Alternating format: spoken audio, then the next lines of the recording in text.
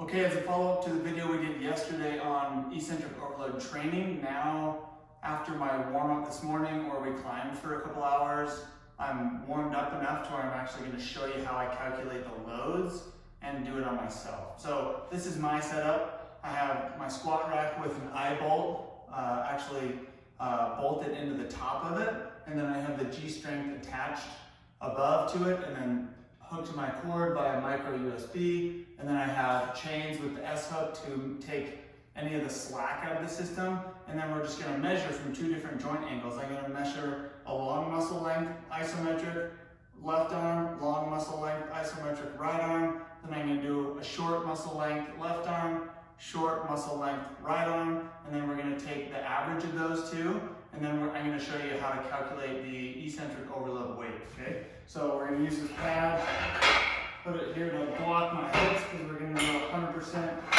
overcoming isometric, and then I'm going to hit start and we're going to pull hard.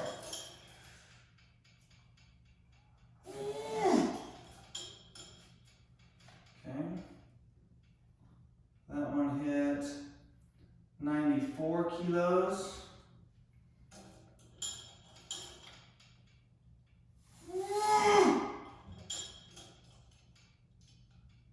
That one hit 94 kilos as well. So then we gotta drop this to make it shorter. Here we got our sit here. There we go. Let's go here.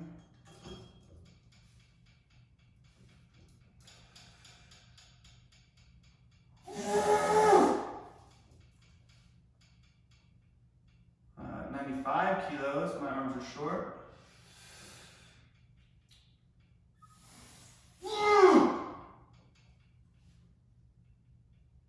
So saying 95 kilos. So 95 kilos for me is both joint angles. So we're going to add those together, and then we're going to multiply by 2.204, and then we're going to add probably 10%, and I'll show you what that looks like. Okay, so you saw my setup for how I would test isometrics, and if you notice when I was pulling, we're doing a chin-up type variation, so my palm was facing me, so it's bicep focused pulling. So we're going to use that as the variation I'm going to show with the eccentric overload. But this gives you an estimate of how strong rock climbers are with pulling. Right? So if we're going to overload this, you want to make sure you get the appropriate load, because if you underestimate, it's just not really going to be that useful. So on me, isometric pull-up, chin-up grip max, right? This is just the title. And then here, 120 right arm, 120 left arm. Mine were the same at 95 kilograms a piece. So if we were going to estimate this for a two-arm eccentric overload, that puts me at 190 kilograms combined, times that by 2.204 to get 418 pounds. So if I use that number, and the 90-degree position was only 1 kilogram off, so we're going to use 90 kilograms. Either way, one of these numbers are pretty close. 418, the 90-degree one is 414. So if I use that as my maximum and I subtracted my body weight, which is 150 pounds, that puts me at plus 268 pounds on top of my body. That's at my maximum, this was an isometric, remember, so it's about a 10% overestimate. So if I added 10% to that number, 264, it puts me at, to this, we do the math, subtract my body weight, and we do 10%. Adding 264 pounds to my body sounds really, really annoying, and it sounds stressful, and it sounds like way too much work. So if you're an individual that has that much more of an increase that you would add to your body, we'll just do this one arm at a time.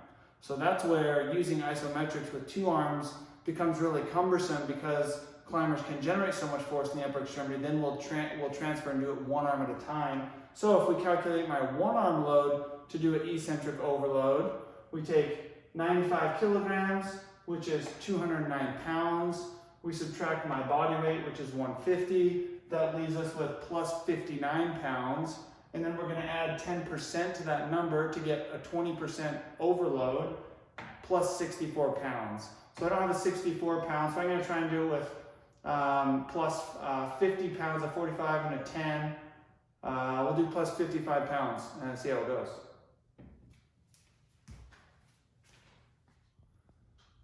Okay, here I'm set up on top of the box. We're gonna start with a chin over the bar plus 55 pounds, which is not me with my 10% increase, so it's probably a 10% overestimate of my 1 RM with extra load. So, see how it goes. Should be something that I can't hold on to resist.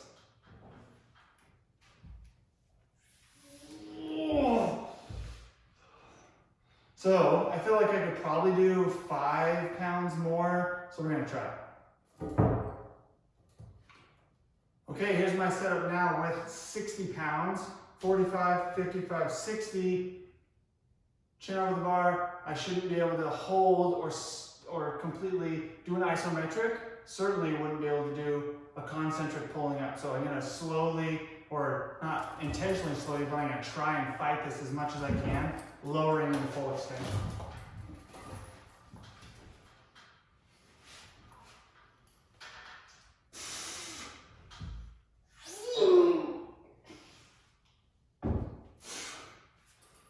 Okay, that load seemed appropriate, super stressful, really challenging on the upper extremity pull muscles, but that's the type of intensity that you need if we're targeting an eccentric overload. So that's the example for the vertical pull, chin up position, eccentric overload.